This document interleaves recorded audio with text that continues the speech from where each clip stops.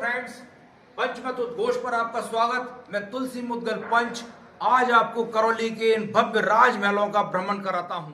पूर्वी राजस्थान की भूतपूर्व रियासत करौली के ये भव्य और चमचमाते राजमहल राजपूताना के अतीत के गौरव के दमदार हस्ताक्षर हैं। ये 3 दरवाजों से बना महलों का प्रवेश द्वार त्रिपोलिया है, जिसके मुखारविंद का बेहतरीन चित्रांकन पर्यटकों को बरबस अपनी ओर खींचकर उन्हें अपने सीने में दबे अतीत के वैभव में ले जाता है। राजप्रासाद का ये आलीशान आंतरिक भाग हमें न केवल दूसरे लोक में होने का एहसास कराता है, बल्कि अद्भुत कल्पनाशीलता से संपन्न भूतकाल के दक्ष वास्तुकारों के निर्माण कौशल पर विस्मित होने को मजबूर कर देता है। ये दीवान एक खास है जहाँ विशिष्ट राजमंत्रणा हुआ करती थीं। इसके सामने ही होली पर्व पर रंगीन जल से भरा रहने वाला होली कुंड है, जिसके रंगीन जल से राजा अपनी प्रजा से होली खेलते थे। राजमहल के इस आंतरिक भाग की वास्तुकला निराली है। इसके दीवारों की कलात्मक छटाई, चित्ताकर्षक जालियां और दीवारों पर बने सजीव चित्र अत्यंत मोहक हैं। प्रासाद के ऊपरी भाग में निर्मित सभी झरोके अलग अलग डिजाइन में बनाए गए हैं। पत्थरों पर बारीक नक्काशी, कलात्मक जालियां, छतरियों के नीचे बने अर्धचंद्राकार छज्जे स्थापत्य कला के दुर्लभ नमूने हैं। दीवाने खास के इस दरबार में मंत्रणा के अलावा नए राजा का सिंहासनारोहण भी हुआ करता था। इसके परफेक्ट ज्यामिति में तराशे गए कंगूरे, इसकी दीवारों और छतों पर प्रवीणता से निर्मित भित्ति चित्र तत्कालीन राजा महाराजाओं की कला प्रियता और उस दौर के चतेरों के अद्भुत हुनर का परिचायक है। और ये महल का प्राचीनतम भाग है जो हमें ले जाता है महाराजा गोपाल सिंह जी के अखाड़े की ओर। महल के इस भाग की बनावट को देखकर इसकी प्राचीनता का आप सहज अनुमान लगा सकते हैं।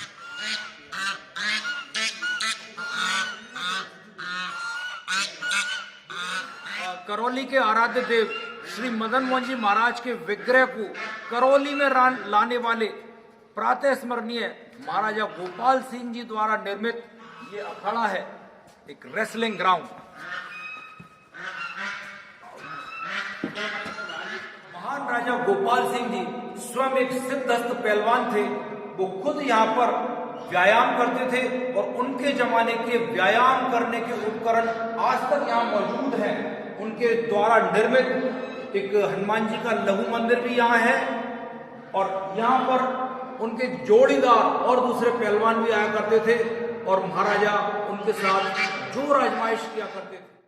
ये अखाड़े में स्थापित पवन पुत्र हनुमान की प्रतिमा है जो बुद्धि और बल के प्रतीक हैं। ये प्राचीन जमाने के व्यायाम करने के उपकरण हैं और ये एक ही प्रस्तर में निर्मित गणेश मंदिर है। इस अखाड़े को यथास्वरूप रखने की कोशिश की गई है। इस अखाड़े में प्राचीन जमाने में काम आने वाले व्यायाम के उपकरणों के अलावा इसकी ऊपरी दीवार पर महाराजा गोपाल सिंह जी का एक भव्य चित्र अंकित है, जिसमें उनके दोनों ओर पहलवानों को दर्शाया गया है। महल के इस प्राचीनतम भाग में एक गुप्त मार्ग भी है जो एक सुरंग के रूप में शिकारगंज पर जाकर खुलता है। वापस राज प्रासाद में आने पर जब हम ऊपर की ओर जाते हैं तो राज दरबार में होने वाली कार्रवाइयों को देखने के लिए रानियों के लिए बनाया गया एक विशेष कक्ष नजर आता है, जिसकी जालियों से होकर दीवाने खास में चलने वाली कार्रवाइयों को रानियां देखा करती थी। ये एक बेहतरीन जाली है जिसमें होकर रानियां दरबार की कार्रवाई देखा करती थीं। महल के ऊपरी हिस्से पर जाने पर 12 द्वारी आती है जो स्थापत्य कला का अद्भुत नमूना है। इस 12 द्वारी में नृत्य और संगीत का वो स्थान है जहाँ पर महाराजा एक आसन लगाकर विराजमान होते थे और उनके सामने नर्तकियां नृत्य किया करती थीं। ये 12 द्वारी आज के टूरिस्ट के लिए एक बेहतरीन फोटो पॉइंट भी है। 12 द्वारी के सौंदर्य को निहारने के पश्चात हम राजमहल की छत पर पहुंच जाते हैं, जहां से नीचे की ओर झांकने पर राजप्रासाद के आंतरिक भाग का विहंगम दृश्य उपस्थित होता है। महल का ये भाग सामाजिक समरसता का भी प्रतीक है, क्योंकि महल की एक दीवार पर मंदिर, मस्जिद और चर्च को दर्शाया गया है। ये एक प्राचीन कुआं है जिससे कैदी पानी खींचा करते थे और इस हौद में डाल दिया करते थे। ये पानी इस निकास द्वार से होकर नीचे जाता था, जहां फव्वारे चला करते थे। और ये इस राजमहल का सबसे पहले निर्मित भाग है, या कह सकते हैं कि सबसे पहले बना महल है, जो आज भी बहुत कलात्मक प्रतीत होता है।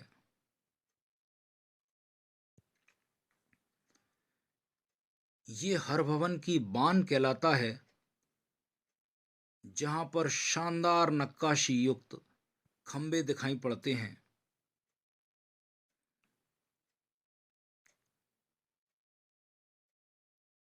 इन खंभों के ऊपर न केवल प्राकृतिक दृश्यों को दर्शाया गया है, बल्कि प्राणियों की अटखेलियों को भी दर्शाया गया है। एक खंबे पर निर्मित इस आकृति को आप देख सकते हैं, एक वृक्ष की आकृति है जिसके ऊपर 2 वानर दर्शाए गए हैं, और इस वृक्ष के निचले हिस्से में भी 2 वानर बैठे हुए हैं। ये एक कलात्मक खंबा है जिसके ऊपरी हिस्से पर एक हिरन उल्टा लटका हुआ है, और इसके निचले हिस्से पर एक बाघ बैठा हुआ है जो हिरन के गिरने का इंतजार कर रहा है। महल की छत से भद्रावती नदी का बेहतरीन दृश्य प्रस्तुत होता है। किसी जमाने में जब नदी आटान पाटान आती थी, तो राजा यहीं से उसका सौंदर्य निहारते थे। ये महल के सबसे ऊपरी छत का हिस्सा है, जहाँ से पूरे नगर का विहंगम दृश्य प्रस्तुत होता है, और ये करौली का प्राचीनतम कल्याण राय जी का मंदिर है। महल में एक पाटौर भी है, जो मखमल में लगे टाट की पैबंद की सी प्रतीत होती है। इसके शानदार दीवारें, बेहतरीन वास्तु कौशल और करीने से निर्मित ये गलियारे बहुत ही भव्य प्रतीत होते हैं। यहां से बैठकर महाराजा नीचे का दृश्य निहारा करते थे।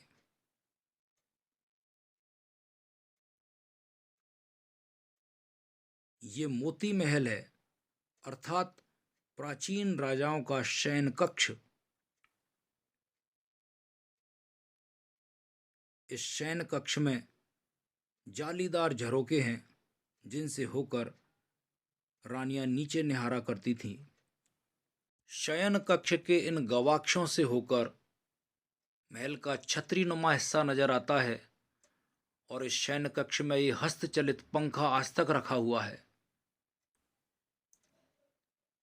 यहां से बाहर आने पर एक धूप घड़ी नजर आती है, जो उस काल में समय देखने का एक यंत्र था।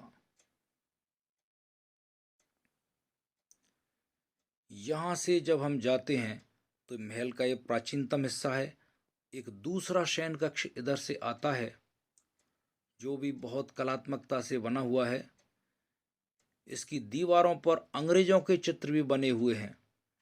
इसके गवाक्षों से भी वही छतरियां नजर आती हैं और ये नीचे जाने का मार्ग है। महल के दूसरे हिस्से की ओर हमें ले जाता है।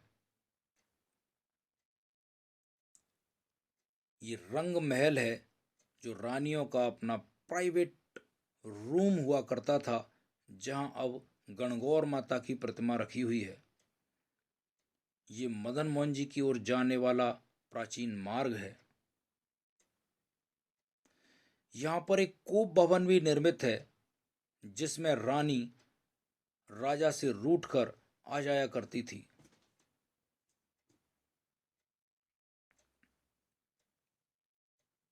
इस तरह हम इस राजमहल का एक पूरा भ्रमण करके आते हैं तो ऐसा प्रतीत होता है कि हम अपने अतीत से मिलकर आ रहे हैं।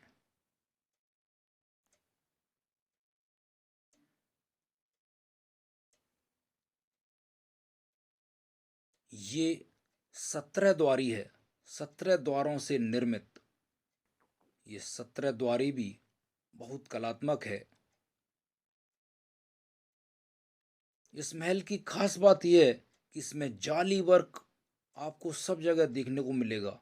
ये नीचे उतरने की सीढ़ियां हैं जो टेढ़ी बनी हुई हैं, और अंत में जब हम नीचे आते हैं तो जमदर खाना नाम की जगह आती है, जो उस जमाने में हिसाब किताब रखने का कक्ष होता था, एक तरह से बैंक हुआ करता था, जहाँ ये प्राचीन आर्टिफैक्ट्स अभी भी रखे हुए हैं। और ये वो चबूतरा है जहाँ पर राजा बाघ का शिकार करके उसके शव को यहाँ रख देते थे। महल के अंदर बहुत शानदार प्राचीन जमाने की वस्तुएं अभी तक सुरक्षित रखी हुई हैं। ये गणगौर माता की सवारी को दर्शाया गया है। तो इस आर्टिफैक्ट में कैला माता को दर्शाया गया है, और ये राजा को नगर भ्रमण करवाने के लिए बनाया गया एक खास सिंहासन है, जिसको 2 पहलवान अपने कंधों पर लेकर जाया करते थे। ये उस जमाने के संदूक हैं जिनमें रानियां अपना सामान रखा करती थी, और ये पहलवानों के व्यायाम करने के उपकरण हैं। ये एक डोली है, पैलेंक्विन जिसे पालकी कहते हैं, जिसमें रानी बैठकर जाया करती थी और पर्दे डाल दिए जाते थे। इसको कहार उठाकर ले जाया करते थे।